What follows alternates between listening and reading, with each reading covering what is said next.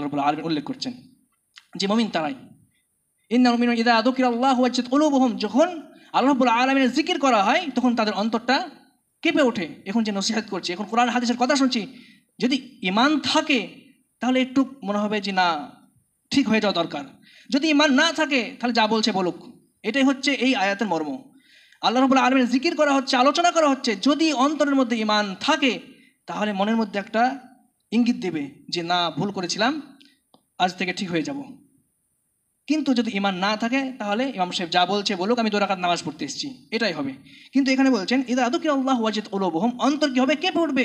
ওয়া ইযা তুলিয়াত আলাইহিম যাদাতুহুম ঈমানা ওয়া আলা রাব্বিহিম ইয়াতাওয়াক্কালুন, এবং যখন কোরআন তেলাওয়াত করা হবে তাদের ঈমান বৃদ্ধি পাবে এবং তারা আল্লাহ রাব্বুল আলামিনের প্রতি ভরসা রাখবে। ঠিক অনুরূপভাবে আল্লাহ রাব্বুল আলামিন দ্বিতীয় আয়াতে বলে আল্লাযীনা ইয়াকিমুনাস সালাতা, যারা নামাজ কায়েম করবে, ওয়া মিম্মা রাযাকনাহুম ইউনফিকুন, এবং আমি যে তাদেরকে জীবিকা দিয়েছি সেই জীবিকা থেকে তারা কি করবে? দান খায়রাত করবে, আল্লাহ রাব্বুল আলামিনের রাস্তায় কি করবে? খরচ করবে। এটা সাংসারিক খরচ না। ওয়া মিম্মা রাযাকনাহুম ইউনফিকুন হচ্ছে যে সে ব্যক্তি আল্লাহ রাব্বুল আলামিনের রাস্তায় খরচ করবে। এই আয়াত দুটির মধ্যে আল্লাহ রাব্বুল আলামিন 5টি বৈশিষ্ট্য উল্লেখ করেছেন।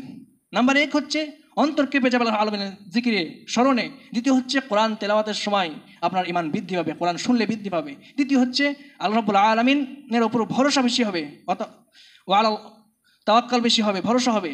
এবং চতুর্থ হচ্ছে ওয়াকিমুস সালাত আল্লাযীনা ইয়াকিমুনাস সালাত, নামাজ কায়েম করবে। এবং পঞ্চম হচ্ছে তাকে যে জীবিকা দিয়েছি, রিজিক দিয়েছি, জীবিকা দিয়েছি, তা থেকে তারা খরচ করবে।